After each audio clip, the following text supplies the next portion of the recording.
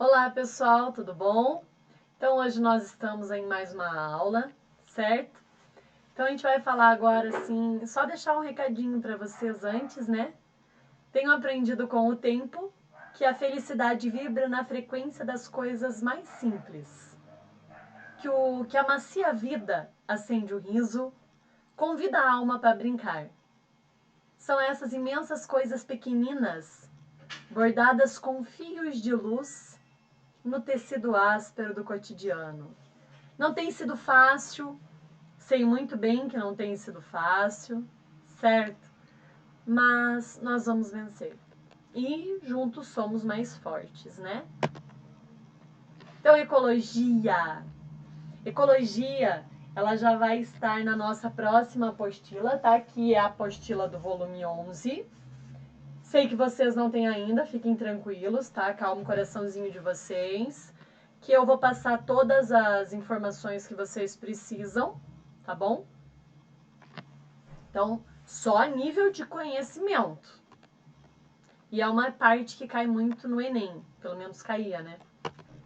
Então, ecologia. Quando nós falamos em ecologia, esse termo foi empregado pela primeira vez em 1866. Eco quer dizer casa, logia, estudo, tá? Então, ecologia é o estudo das interações de todos os seres vivos com o ambiente em que eles vivem. Então, nós temos ali o que estuda a ecologia? Estuda as relações que um bando de tatus tem com outros seres da floresta. Estuda a influência da ação do ser humano sobre o clima de todo o planeta. Então, a ecologia, ela vai estudar todas essas relações que incluem seres vivos e os seres sem vida, que são os seres abióticos. Conceitos de ecologia, habitat. Habitat, então, é o lugar onde uma população de indivíduos pode ser encontrada, é o local onde uma população vive. Nicho ecológico é a ocupação, é a função que esse ser vivo vai ter naquele ambiente onde ele está. E meio ambiente é um meio não vivo e vivo que cerca o ser vivo. Então, digamos lá, para que um pássaro tenha vida, ele precisa de um meio ambiente. Esse meio ambiente vai precisar do quê? De uma casa. Onde geralmente o pássaro vive? Numa árvore. Essa árvore, para ela estar viva, ela precisa de terra. Terra não tem vida. Luz. Luz não tem vida. Gases. Não tem vida. E água também não tem vida. Certo? Espécie. Espécie é um conjunto de indivíduos com semelhanças fisiológicas que têm capacidade de se reproduzir e originar descendentes férteis. Certo? Se eu pegar lá um lobo e um husky, que é um cão, eles são semelhantes? Não, professor, mais ou menos. Mas se eles se reproduzirem, o descendente deles vai ser fértil? Não, porque eles não têm a mesma espécie. Geralmente eles têm o mesmo gênero, mas não a mesma espécie, tá bom? População. População é o conjunto de indivíduos da mesma espécie que estão no mesmo local. Tranquilo? Então, é a população, seres da mesma espécie que estão no mesmo local, no mesmo período. E comunidade é os seres de espécie diferente que estão no mesmo local interagindo, tá? Então, são várias espécies diferentes que estão no mesmo local.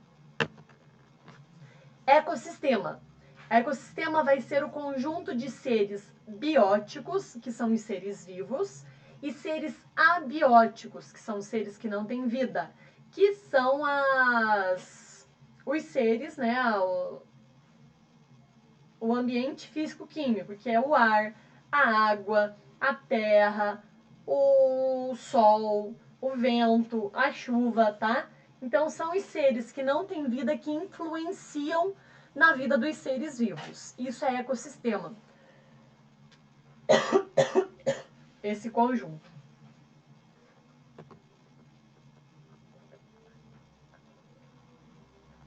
E biosfera. Biosfera é o conjunto de todos os ecossistemas da Terra, tá bom?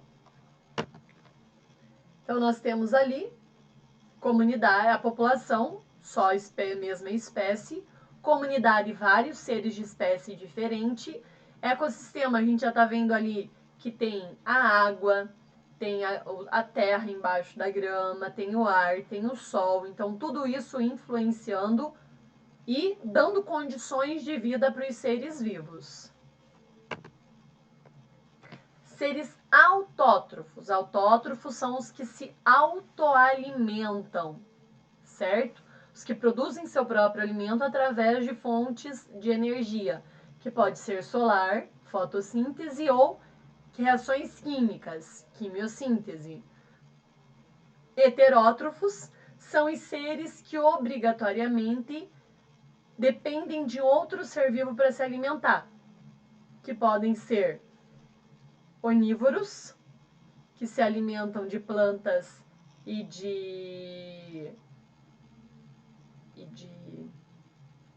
animais, carnívoros, que só se alimentam de outros animais, e herbívoros, que se alimentam de plantas, tá? Aí entra outras questões, entram os hematófagos, que se alimentam de sangue, tá?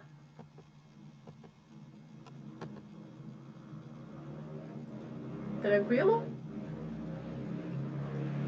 Então, essa questão dessa nomenclatura de ecologia é uma questão, assim, que parece boba, mas é muito importante, tá bom? Cadeia alimentar. Cadeia alimentar é uma cadeia, porque tem um começo e o começo vai estar ligado ao fim. Já vou explicar para vocês por quê. Porque assim, quando a gente fala em cadeia alimentar, nós vamos falar em energia passando de um ser vivo para o outro. Energia sendo perdida, né? Na medida que vai passando a cadeia. Porque a energia é unidirecional. Eu recebo, eu gastei. Eu não vou passar para o próximo. Porque, no caso, se eu estou agora aqui parada, apenas falando com vocês, eu estou gastando energia? A energia que eu adquiri com o meu almoço. Eu estou gastando agora aqui com vocês. Só de estar pensando e falando aqui e explicando essas questões para vocês, tá? Então, a energia, ela é perdida. O que vai acontecer?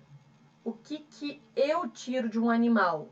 Apenas a massa. A energia, ele já gastou, tá? Então, seria assim, sempre a cadeia alimentar vai começar com um autótrofo. Esse autótrofo vai servir de alimento para o produtor primário, esse autótrofo é o produtor. Ele vai servir de alimento para o consumidor primário, consumidor serve de alimento para o consumidor secundário para o terciário, e por aí vai. Até que ele morre. Então, quando ele morre, ele vai ser decomposto pelos decompositores, que são os fungos e as bactérias. Esta decomposição acontece na terra. Este produto que ele vai estar transformando, ele vai voltar para a raiz das plantas como nutrientes, tá? Então volta. Por isso que é uma cadeia, por isso que é um ciclo. Tem um começo, tem um fim e vai rodando, certo? Inicia-se pelos produtores, passa pelos herbívoros, predadores e decompositores.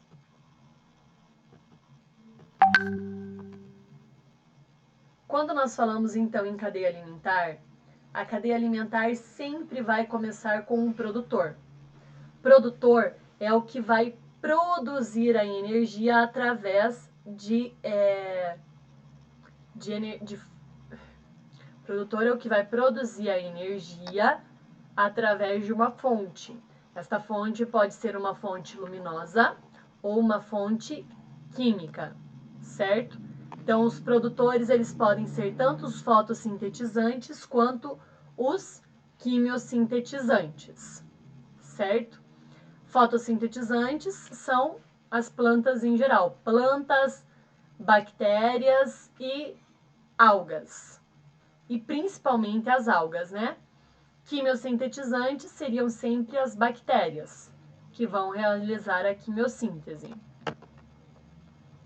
Fotossíntese, a gente já falou na última aula sobre ela, que vai pegar a energia do sol, mais água e sais minerais que sobem através dos vasos do xilema até as folhas.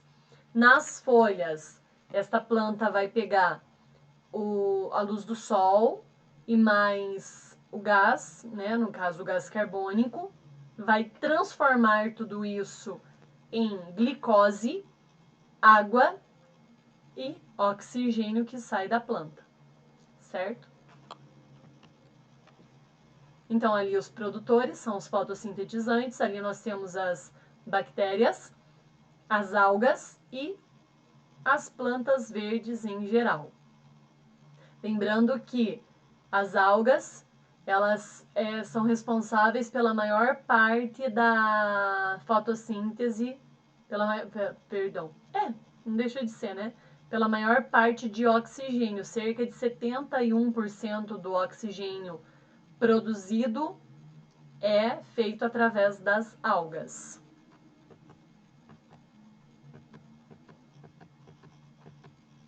Ali nós temos também os quimiosintéticos. Então, a matéria orgânica é proveniente da oxidação de compostos orgânicos, certo? Ocorre em certas bactérias, que são as bactérias que têm essa capacidade de fazer a quimiossíntese, pegando ali a amônia mais o oxigênio, transformando em nitrito mais hidrogênio mais água e energia. Essas bactérias, elas já agem geralmente em leguminosas, no ciclo do nitrogênio, tá?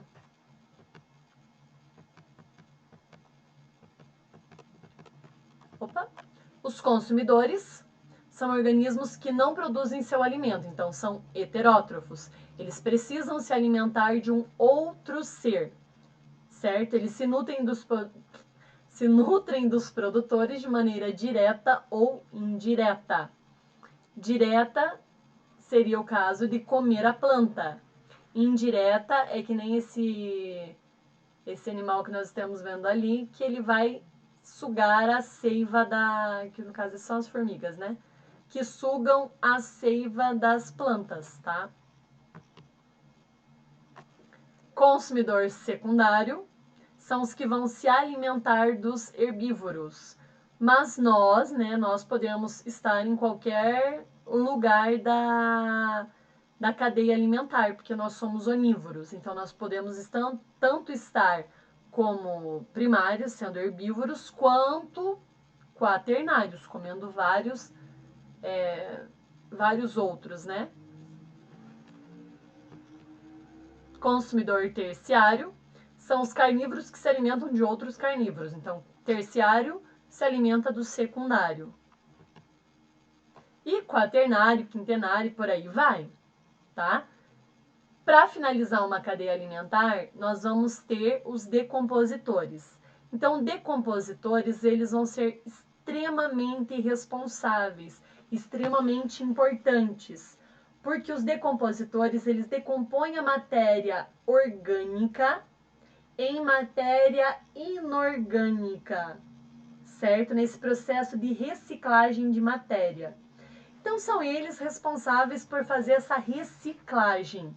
Por isso que eles são de extrema importância para que haja assim um ciclo de maneira adequado, tá bom? Então, numa cadeia alimentar, o nível trófico, não confundam, porque isso aqui derruba muita gente. Eu já vi muita gente cair por causa de nível trófico em vestibular, porque confunde. Primeiro nível trófico não é o consumidor primário.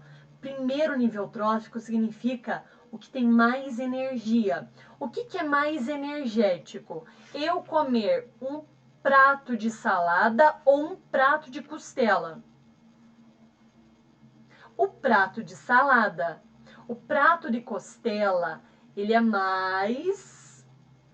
tem mais nutrientes, né? Mais sustância, como diz os mais antigos. Mas ele não tem mais energia. Mais energia é quando você se alimenta do consumidor primário, do produtor, perdão, tá? Então, mais energia é quando você se alimenta do produtor, tá bem?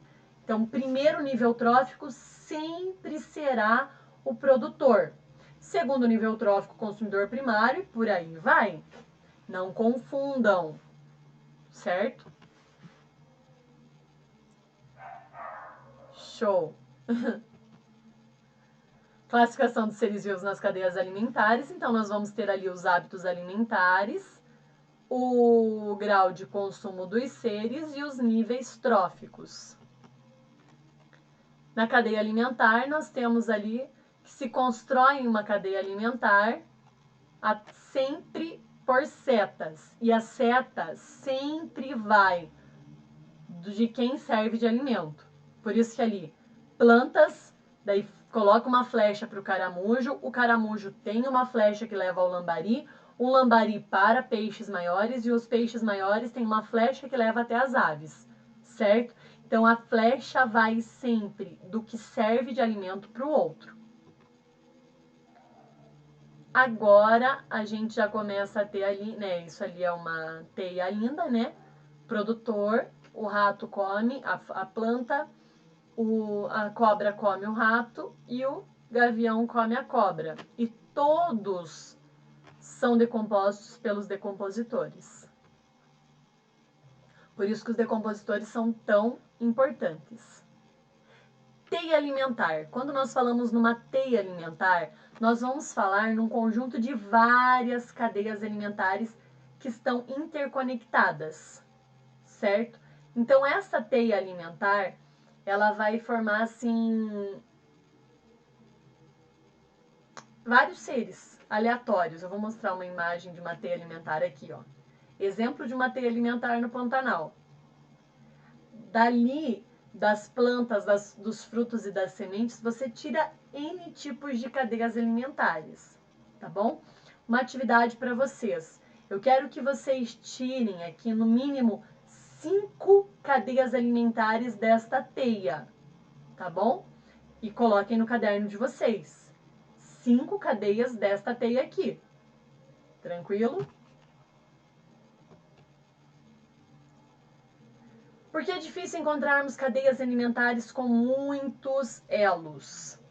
Então, essa cadeia alimentar, porque assim, a energia não pode ser criada e nem destruída. Ela sempre será transformada. Quando eu falei para vocês, expliquei, né? Eu aqui me alimentei. Só que eu perdi a minha energia da alimentação. Então, o que eu preciso fazer para repor minha energia? Comer de novo. E por isso que a gente come. A gente não come somente porque nós temos fome. Por que nós temos fome? Porque nós já gastamos todo o nosso saldo energético para pensar, para trabalhar, para estudar, para correr, para ver TV, certo? Então a gente tem que repor, porque nós perdemos para realizar todas as funções do nosso corpo, certo? Fluxo das cadeias, na energia nas cadeias alimentares, então, na medida que vai subindo, vai aumentando o nível trófico, vai diminuindo a energia disponível, tá? Então, na medida que sobe o nível, a energia diminui. É um processo contrário. Bioacumulação. Quando nós falamos em bioacumulação, nós vamos falar em detritos, né? Detritos, venenos que ficam nos seres. Estes venenos, eles são inversamente proporcionais à energia. Então, nós falamos lá que a energia ela vai sendo perdida ao longo da cadeia alimentar. As substâncias tóxicas, não, elas vão aumentando. DDT é um tipo de... como que fala? É um tipo de... perdi a palavra. É um tipo de veneno que se coloca nas plantas para agrotóxico, tá? Então é um tipo de agrotóxico, mas é totalmente prejudicial tanto para a planta quanto para os seres. Então, na medida que vai subindo, observem essa imagem dessa pirâmide aí. Então, nessa pirâmide, ela tem uma quantidade razoável e vai aumentando essa quantidade na medida que vai subindo. Então, essa é a bioacumulação de substâncias tóxicas, ela é extremamente complicada. Aqui, ó, nessa questão aqui. Aqui, nesse. Digamos que existe um veneno na água. Este veneno ele vai se acumular nas algas. Quando o caramujo comer a alga, ele vai se alimentar da alga e do veneno. E no corpo dele também tem veneno. Quando o lambari comer o caramujo, ele vai estar comendo o veneno que estava nas algas e que está no caramujo. Quando os peixes maiores comerem o lambari, eles vão estar comendo o veneno que estava nas algas, que estava no caramujo e que estava nos lambaris. Então isso vai aumentando cada vez mais. Por isso que eles falam dessa bioacumulação, que ela é tão perigosa e tão tóxica. Humanos também são consumidos no final de cadeia. Sérios problemas para nossa saúde, certo? E por isso que ele está falando, então, que esse DDT ele vai se acumulando ao longo da cadeia alimentar, inversamente proporcional ao nível trófico, à energia, tá bom? Tranquilo, pessoal? Gratidão muda tudo. Muito obrigada imensamente por essa nossa aula. Gratidão imensa. Beijo e saudades de vocês, viu?